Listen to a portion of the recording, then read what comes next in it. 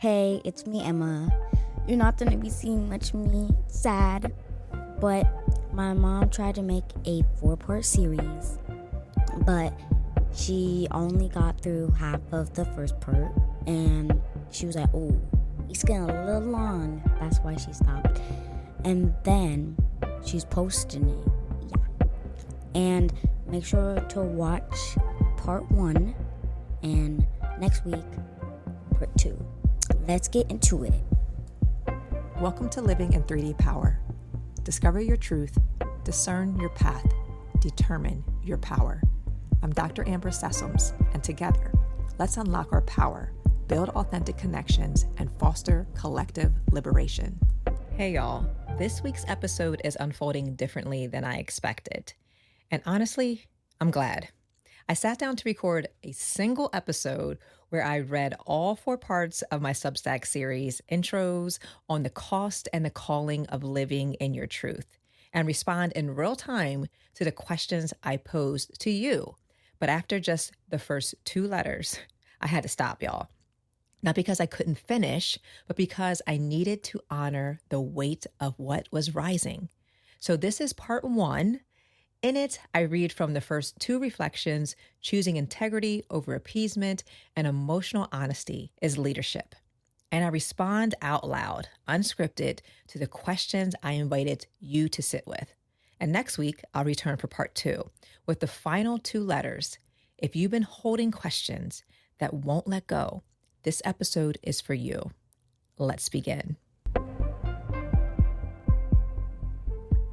Hey y'all, welcome back to episode 20 of Living in 3D Power. And because we're on episode 20, and because of this season I'm in right now and the wonderings and the curiosity that's coming up, I wanted to do something a little bit different today. Typically I do like a really brief recap or an opening, and then Emma and I sit down for a conversation. Today, however, I'm going to be doing my own work. As my therapist always says, you have to do your work, right? And this started me on a journey years and years ago when I led a retreat for a bunch of phenomenal leaders.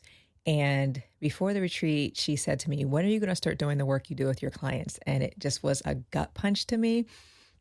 But it was an invitation to really start leaning in and not being so outward focused on the curiosities that I have, being curious about myself. So I always pose to you, if you're following me on Substack, a list of curiosity questions or prompts. I have curiosity cards that I do with my clients, and I give that to you as well if you're a subscriber.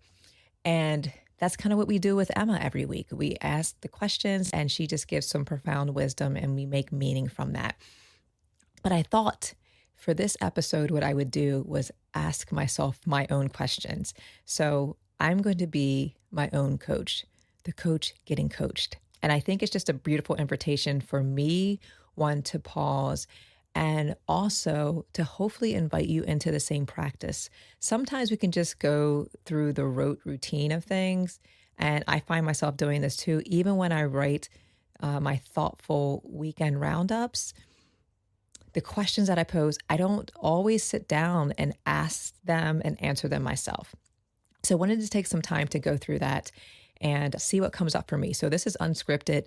It's just whatever emerges. And that's the beauty of it. Whatever emerges for you, I just invite you to lean into that. So as you're listening today, there might be moments that you want to pause after I ask a question. Maybe you'll pause along with me and answer the same question and come back to it. So I hope this is an invitation for you to dig in. And the 4-part series was titled The Cost and Calling of Living in Your Truth. And I've been through it, y'all, for the last couple of weeks. And there's no better way for me to really unpack that than to write about it. But also I need to just take a minute and pause and be present to really answer what's coming up for me. So what I'd like to do is I'm going to read the intro to each of those 4 weekend roundups, and then I'm going to go into one question from each of my power tool phrases or my power tool questions, my curiosity cards, and I'm going to do one from discovery, discernment, and determination for each one of those. And we're going to see what comes up for me. And I just want to say that I started each post with the following message. So this kind of gives you some grounding on what we're going to talk about today. In this moment, I'm reflecting on the cost and the calling of living in your truth, especially when institutions, families, and cultures ask you to stay silent. Too often, what gets mistaken for a healthy workplace is really manufactured harmony. Behind the polished branding and carefully scripted morale, real concerns are buried and dignity is deferred. This 4-part reflection will explore 1, how truth disrupts the illusion of contentment, 2, how emotional honesty is leadership, 3, how cultures of silence betray missions, and 4, how we can dream new structures rooted in dignity and human value. The world doesn't change by accident. It changes when one brave voice honors their humanity and in doing so becomes a call others can answer. My life's work has always been about honoring that call, that sacred echo. So with that, I'll be answering the questions I pose to you, honoring my own humanity in real time. So let's get into it.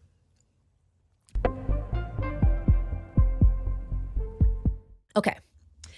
So part 1 of the 4-part series was titled Choosing Integrity Over Appeasement, Why I Keep Speaking Even When It's Hard. And part of that subtitle was Why Silence Isn't Strength and Why Truth-Telling is an Act of Love. So here goes the intro. At my Uncle Percy's birthday dinner, Graham looked at me with that familiar smile and said, "You've always said what was on your mind since you were a kid." The whole room burst into laughter, and so did I, because she was right. And if you're looking at the Substack or you've read that or you go to it as you're journeying with me, you'll see a picture of little Amber and Graham around 1983. So I was about 2 years old, my little chunky self. And it's just a reminder that I'm always born to be curious. I call myself a perpetual toddler because I ask a lot of questions and I say the things that are really on my heart because it's an invitation for people to be true to who they are as human beings. So I go on to say, even as a child, I had a deep knowing. I could feel when something was off in the room. I couldn't always name it then, but I saw the unspoken. I felt the unshed tears. I watched when adults bit their tongues to keep the peace, even as it chipped away at their spirits. That silence, it didn't protect them. It morphed into explosions, passive aggression, emotional shutdown, a performance of appropriateness that masked pain and perpetuated dehumanization. This knowing has always lived in me. It's not new, but it's never been easy to carry.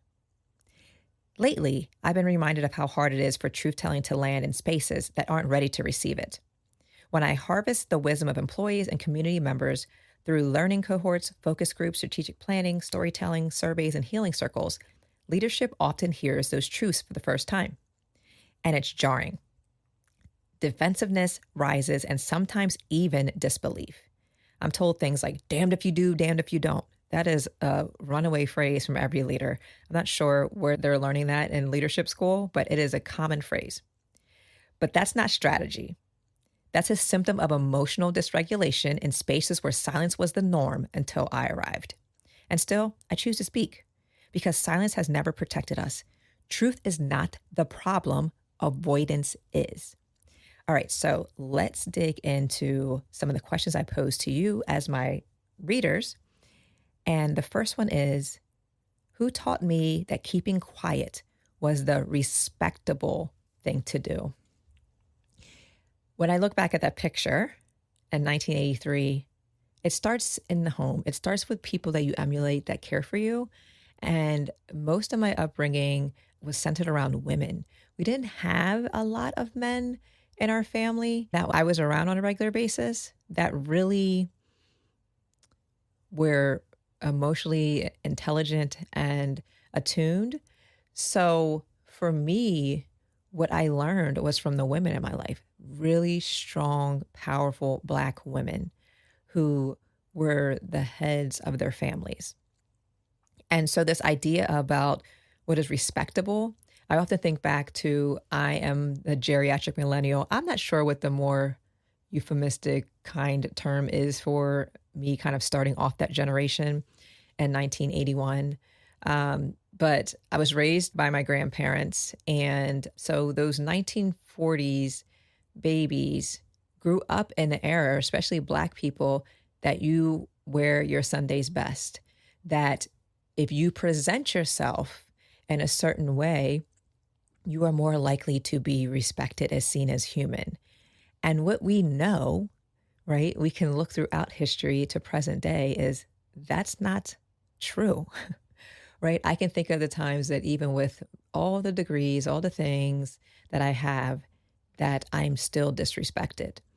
And people will go out of their way to not call me Dr. Sessoms in public meetings, but they will go around and call my white counterparts doctor in the same meeting.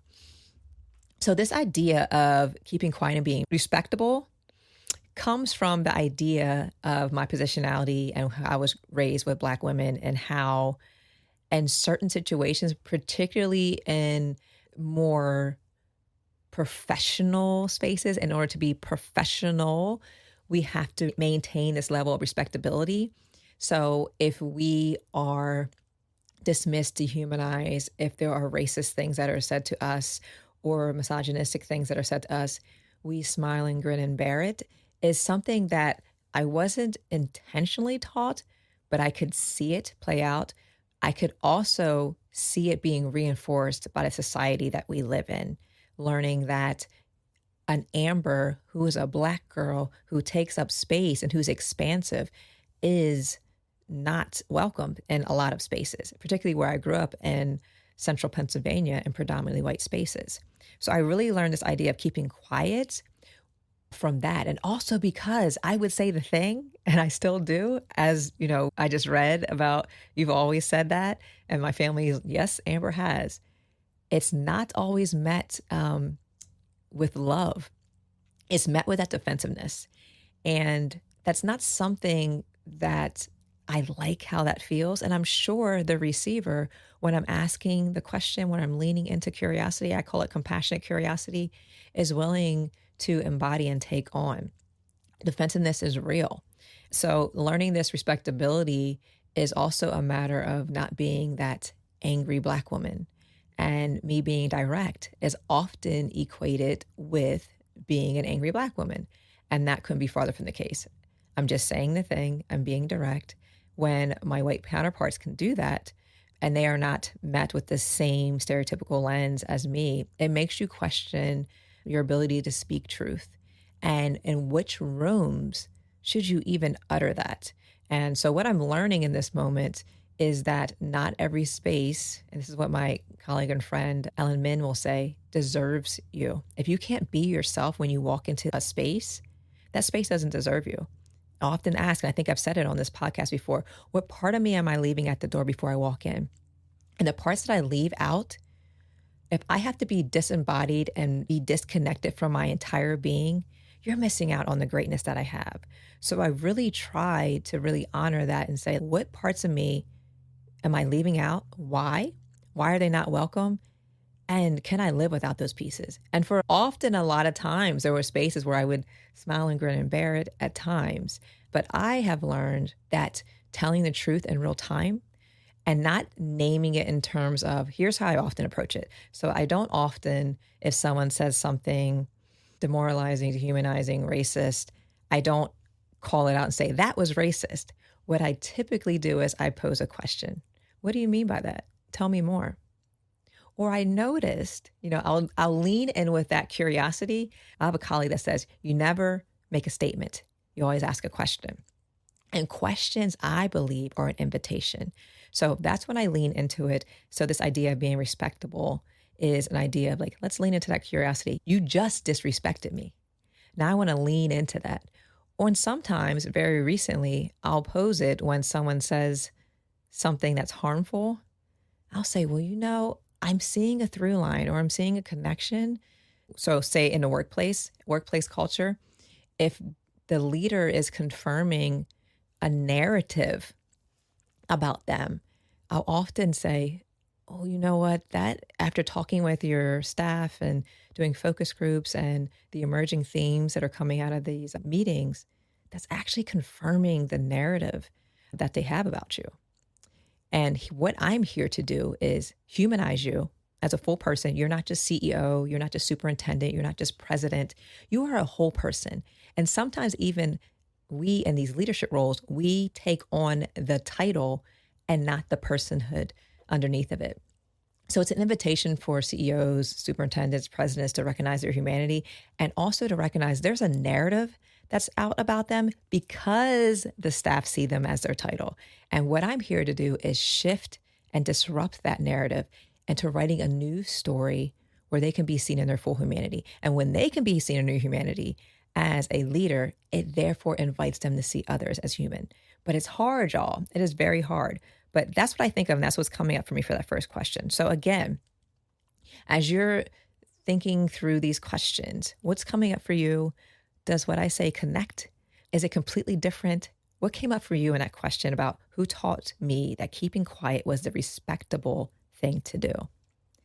All right, so question 2. How do my values guide me when critique feels personal?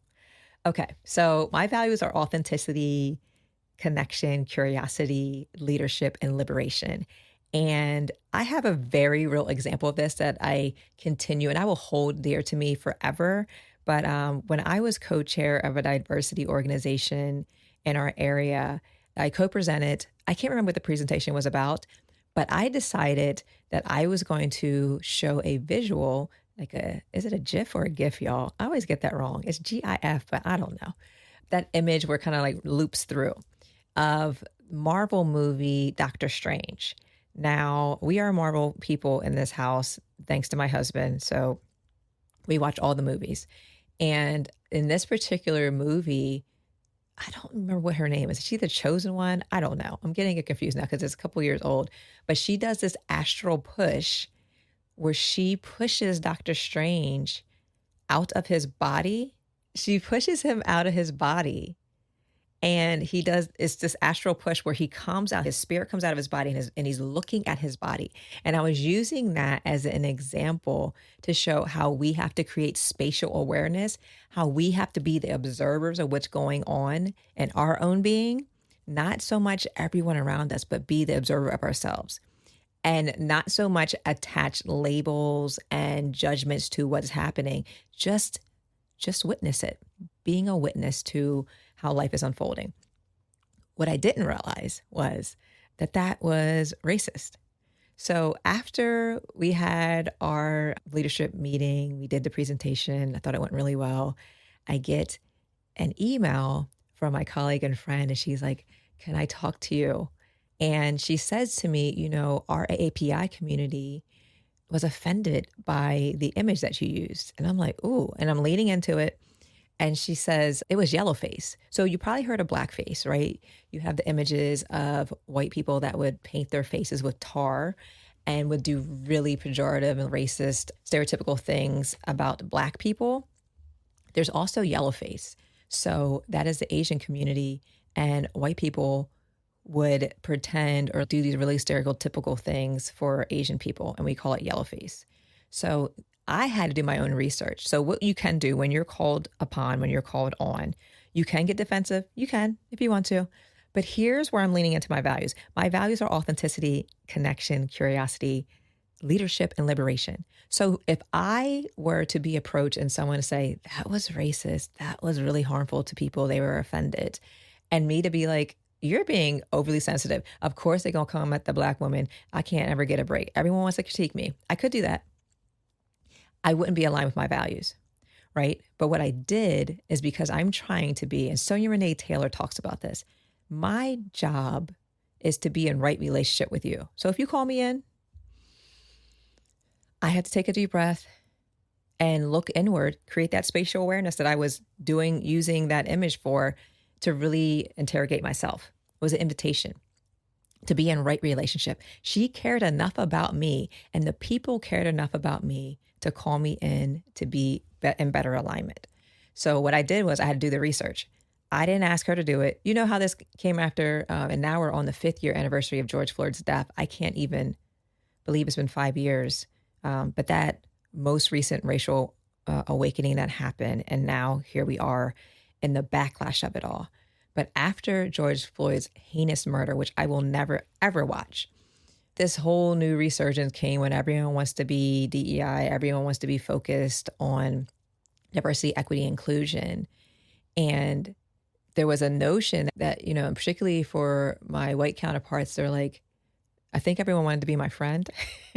I had people that I hadn't heard from since high school or in my early 20s that reached out to me on Facebook or DM me and said, I really hope that I never hurt you or offended you when we were in school or when I saw you. I'm really trying to be a better person.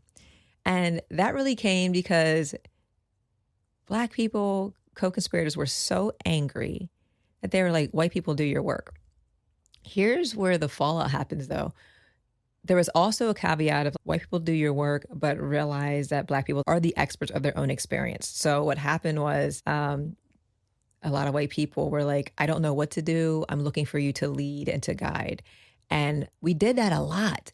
A lot of these DEI positions came out of that, and they were on the backs of Black and brown people. And now what we're seeing with people losing their jobs left and right because of this DEI backlash, that emotional labor that Black and brown people had to hold on top of just being in their lived experience of being Black, and also not having the support they needed and not it being foundational, embedded into the systems, it was destined to fail from the beginning. But what happened was, tell me what to do and I'll do it. Give me the framework and I'll do it. And this wave was figure it out, Google it. So you had all that. And I took my own advice, right? I was like, let me Google this and do the work. And I did the work. I found out that the original comic for Doctor Strange was a racist Chinese man. And you can just imagine it, right? Because we've seen it all the time. And what they did, what Marvel did was like, we're going to be new age and forward thinking. We're going to change it from a racist Chinese man to a white woman. And I swear to you, I did not know that history. So there's the yellow face that came in. But when I did my history, what I did was I wrote it up. I showed the history. I did my research. I presented that in a document and I owned it to the entire organization. I didn't just go back to those few AIPI people that were in the room.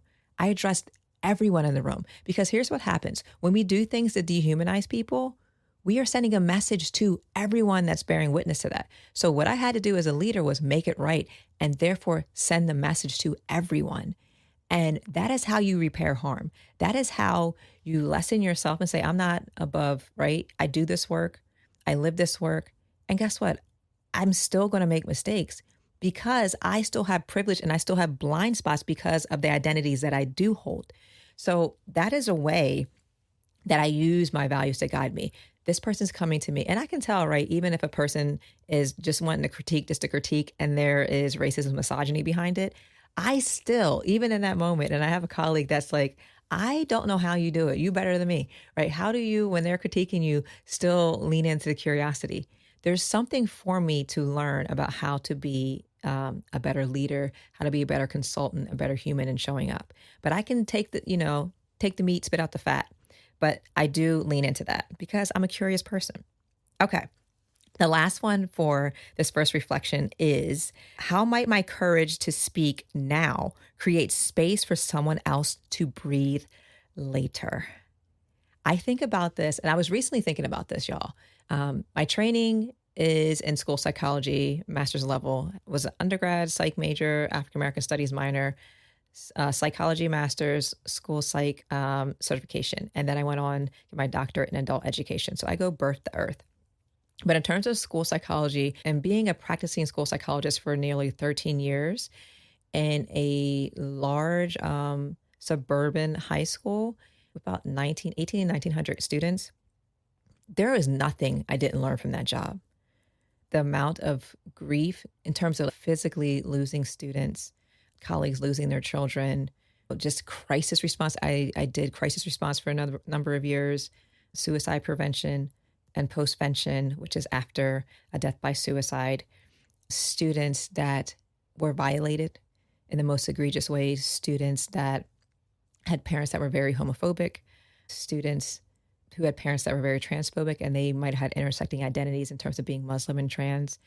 I mean, I could list it all and people would be shocked.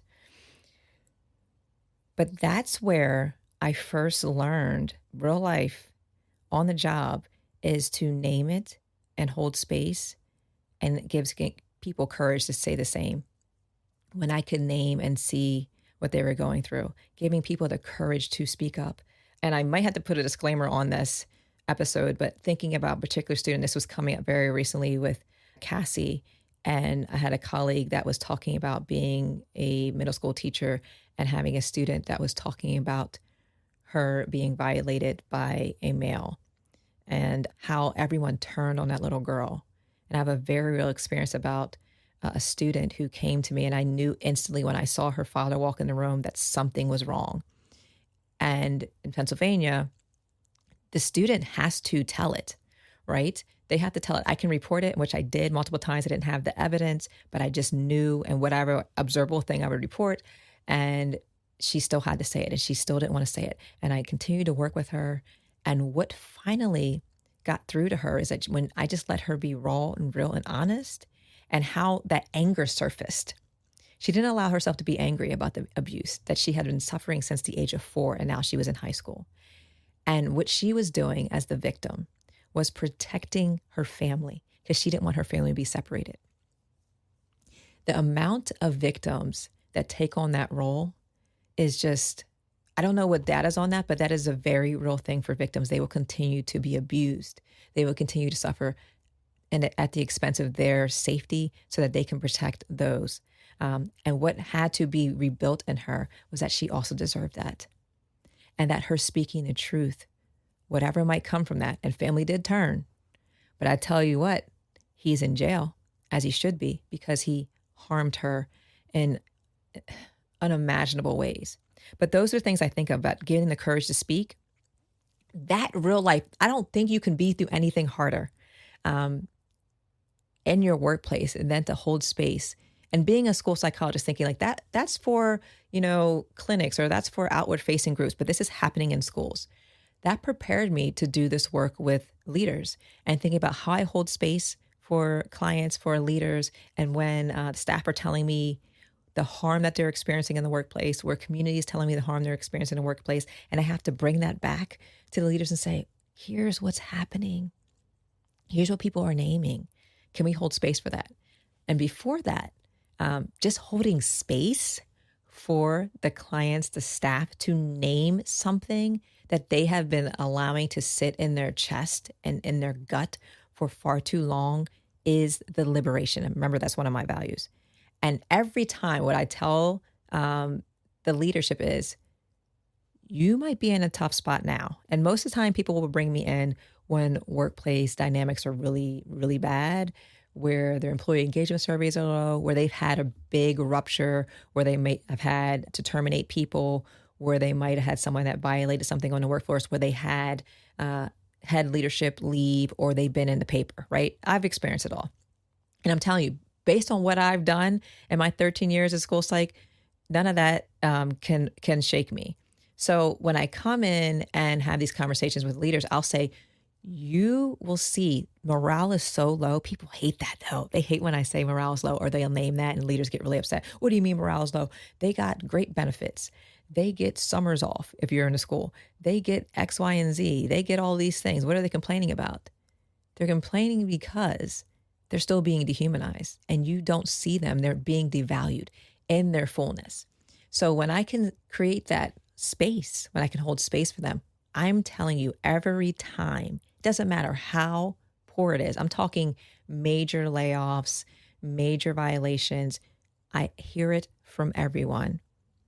I wasn't sure about this, but you gave me hope. And that's what we're looking for in this society, particularly in today, when, oh my gosh, the recklessness and the violence that's going on in this country at the hands of fear and white supremacy have left people with this consuming rage and despair and grief. And my job is to uproot that, to hold space for that, to hold it and to let it just be because it's real. We can't just be, I'm not Pollyanna, I'm not coming in and be like, it's not that bad. No, it is. It is that bad, y'all. And when we can hold space and name that individually in community, we can then move towards a sense of hope, because what that does is it lets you know that you're not alone. The reason that this divisiveness is so paramount is it's intentional. Let's divide us. Let's say group A, group B. But what we find is when we're in community and I have people from different perspectives in community, we can name the same thing. And when we can name the same thing, I can say, I see you, and I can band with you. I can build community with you, and healing happens in community. And language and discourse and me being able to articulate what I'm feeling happens in community. I didn't have the language for that thing that I was feeling, and you just gave me the language. You just described exactly what I've been feeling for 4 years. Oh my gosh, I thought I was all alone. That is a gift, y'all. And that's what we bring when we have the courage to have those brave spaces and people to speak up. That is what I love to do, is cultivate that space so someone else can breathe easier. And it is a ripple effect and it takes off. And I love seeing that with my former students, with my colleagues who are now in leadership positions and councils and running for offices, because they had the courage to join a part of the community that felt underserved and felt unheard. And they decided to speak up. And in their speaking up and naming their pain, it unleashed something in them that they then became alive so that other people wouldn't experience that. And they could cultivate spaces on a larger level to make sure people could be seen. So that stuff excites me, especially in light of me just seeing the election results for my local city. And one of those council people being one of my former colleagues that had the courage to speak truth, and look at her now. I'm super proud of that. So yes, we're going to move on to part 2. Part 2 was emotional honesty as leadership, lessons from tears, tenderness, and truth. What my daughter's courage taught me about reclaiming emotional truth. So here's the intro. This week, my daughter Emma reminded me that truth doesn't always arrive in polished words. Sometimes it breaks through tears we didn't even know we were holding. We had originally planned to sit down and talk about Easter and the compassion, love, and renewal Jesus embodies. But Emma asked to pivot. She wanted to talk about something else, a moment that had hurt her heart. Earlier that day, after a painful exchange with her sister, Emma stormed out of the room. There was no screaming, but there was a low grumble under her breath, which was the sound that carried all the hurt she didn't yet have words for. In her room, she quietly colored on her iPad until the storm inside her began to settle. When we started filming, Emma seemed composed at first, but as she shared her story, the tears welled up. Without a word, she climbed into my lap. Her body spoke before her voice could, and sitting there holding her, I remembered. The real work isn't rushing people to explain their pain. It's creating enough emotional safety that when they are ready, they know they'll be met with compassion instead of defensiveness. It's no different in the spaces I work to support. Employees who fall silent because they've been punished or feel the threat of punishment. New leaders who hesitate to question harmful norms and remain complicit to maintain power. Communities told to be grateful instead of honest. They aren't disconnected from the mission, but they are disconnected from their humanity. They are using silence as a survival apparatus to protect the parts of themselves they aren't sure will be honored. In that tender moment with Emma, she didn't need correction. She needed connection, both internally and externally. As adults, we need the same to thrive, because sometimes the first act of courage is not just leaving the room to protect your truth, but returning when you feel safe enough to share. Ooh. And if you just saw when Emma just climbed into my lap and just cried and cried and cried, and that was the release she needed to speak her truth. Emma is very emotionally attuned, and she will share her emotions, y'all, and she's giving you an invitation to do the same. So here are the curiosity questions, some that were posed for this weekend roundup. Where was I taught that silence was safer than honesty? And going back to what I said before about being a Black woman, right? That's where I'm told. So in a very recent example, I was talking to a friend about my experience with this recent client where I had to actually terminate the contract. And talking about that, her husband approached and he just got part of the conversation, but he said, "Do you think there was something that you could have done, to like bridge that, to like make it, turn out differently?" And I responded by saying, "I have learned in this Black female body," because what I was taught was that my safety is something that I'll never have. I will never feel safe. I always have to fight. I always have to be on guard and hypervigilant. But what I'm learning and inviting in is right what a softer amber is, and also learning and inviting is that I deserve to have my dignity and my humanity honored. So when I'm in situations as a consultant, which here's where the big red flags come up for me. If I'm a consultant and coming in and I feel unsafe because people are not critiquing, but criticizing, demeaning, degrading, questioning in a way that tries to undermine the work that I came to do, I will have the meeting. I will lean into curiosity to get to the bottom of it. But if there are consistent examples from the leadership that they would rather lean into harm than to actually do the work of repair, I'm not going to stay in that situation and continue to dehumanize myself for the sake of, I don't know, what, a contract for money. I won't do it. And I had to learn that the hard way because I have been harmed in this work, y'all. I'm talking about being on a national radio show, equating my work to gang violence and selling drugs, to people trying to smear me on the news station, to starting websites about my work based off of complete hysteria and this connection. They made this giant leap to someone else and thought that I was being the agitator, which is interesting because that has come up again. But here's what happens. When you are a truth teller, you're giving a license for other people to do the same. And people connect back with that because we don't tell a lot of truth in this society to the point where we're inviting you to do your own work. When I keynote, I find that this happens. And I have a colleague and friend that will say to me, you make people cry. And I'm like, that's not my intent. And I'm just really weaving in my own personal story. And when I do that, what that's doing is you might not have any connection to my personal story, right? But what it does, it is an invitation. I'm extending to you to really look inward about your own lived experience and how you show up in the world. And that's just what I do. And what that does in people, it makes people uncomfortable, right? If you're not willing to do that, if you're busy pointing the finger at everyone else, even if you have a tremendous amount of data that's pointing back to you, but if you can continue to point your finger at everyone else because you would rather maintain your power and your privilege and hide behind a mission instead of really living into your values. And that's something that I will not betray myself for. So I'm very clear with clients that I will only work with courageous leaders. And if you show me that you can't be courageous, which means that you have to be value-centered, which means that you have to be willing to look inward and to do that real work and understand that vulnerability is a part of the work.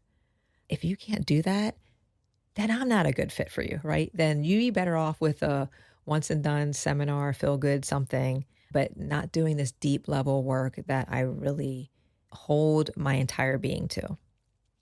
So that is that. So safety, yes, I will no longer sacrifice my safety. I deserve that simply because I'm human. Okay, so the second question is, where am I being invited to create braver spaces for truth telling? Everywhere. I just gave several examples. I think the way that I'm wired and my experiences and how my grandmother said, you've always been like this. I have to be true. Again, one of my values, authenticity. If I'm showing up authentically, it's leaning into that compassionate curiosity. It's finding a way to help others unlock what they've deeply buried in them in their silence and their pain and their grief, thinking that the world can't be differently, thinking about their workplace can't be differently, thinking about, well, I got this paycheck, so I should just be happy. You deserve to be honored for your humanity.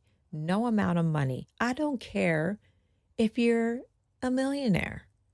I don't care if you're making six figures. We attach salary to I can treat you however I want to treat you.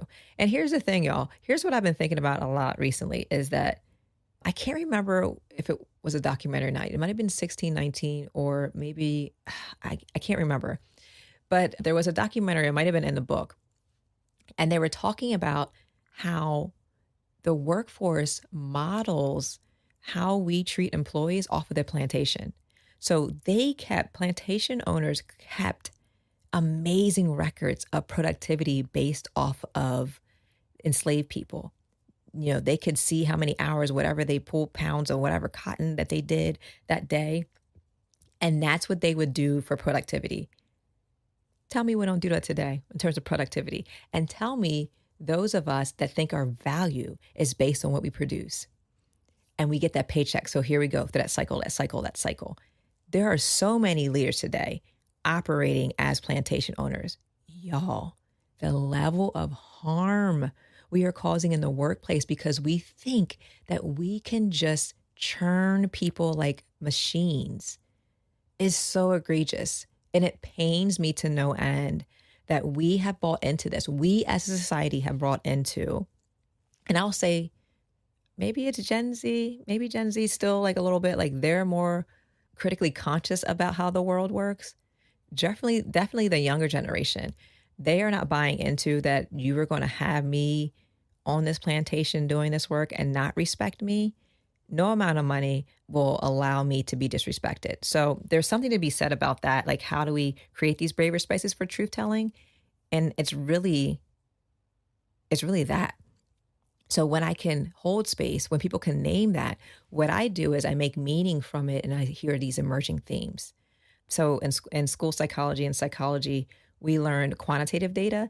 And then in adult education, what I did was I did qualitative. So we make meaning from people's lived experiences and we find the emerging things when we reach the point of saturation, when we replicate it, when we talk more and more, we're like, ooh, this is an emerging theme. This fits into this framework. Here's what I'm seeing. And here's how we can move towards a better structure that can support everyone in the workplace. That is the beauty of creating a braver space. And that's the invitation that I do.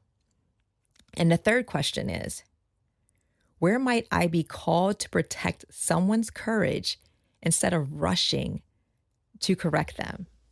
So thinking about Emma and how she just cried in my lap. And I think one of the things like that is beautiful is just holding space for people. Whatever comes up, let it come up. Let's not put judgment to it. Back to that spatial awareness. You as the person who's holding the space have to navigate and do your own self-soothing work. If you can look back at the video, I think you might see that I was taking some deep breaths, if you can see that, because I'm navigating my own emotions as she's having an emotional moment.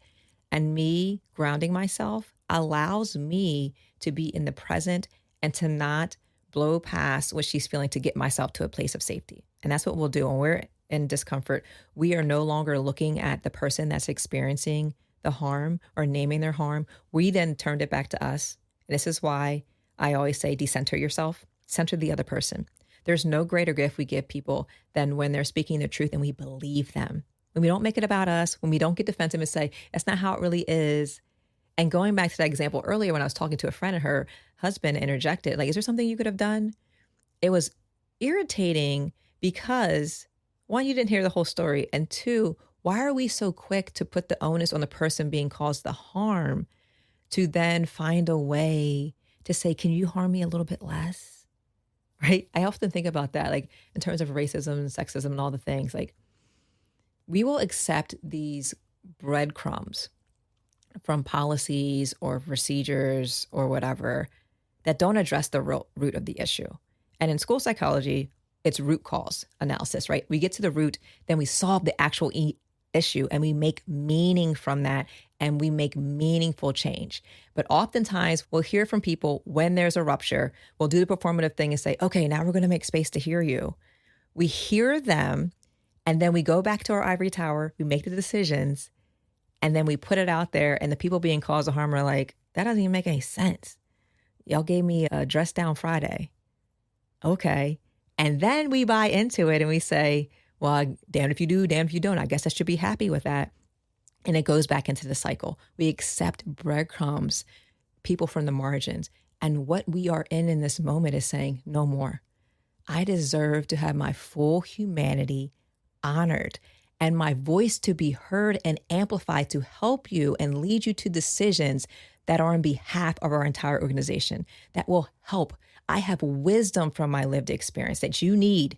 You invited me into this organization. You hired me, which means you get all of me, and all of me belongs here. And that wisdom that I hold is going to help drive your organization forward. And that is the beauty of it, y'all. When you hold space for people and you honor the fullness of who they are, you will get a better community, a better, holistic, regulated, emotionally intelligent community where everyone gets to thrive.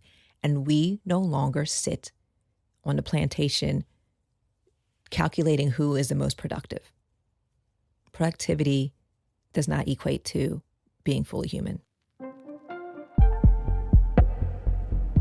Thank you for staying with me through part 1 of this reflection, this work of telling the truth unapologetically, without polishing it, without rushing through it, is slow and sacred. So I'll be back next week for part 2, where I'll reflect on rupture, restoration, and the work of building something rooted in dignity. But for now, I invite you to sit with what came up for you. Journal your own answers, speak them, whisper them, because living in your 3D power means living with your full truth, one breath, one question, one brave moment at a time. I'll see you next week, and remember to keep discovering your truth, discerning your path, and determining your power. So, did you like it? Maybe you can answer some of the questions as you go. Maybe you did. Make sure to like and subscribe. Bye, y'all.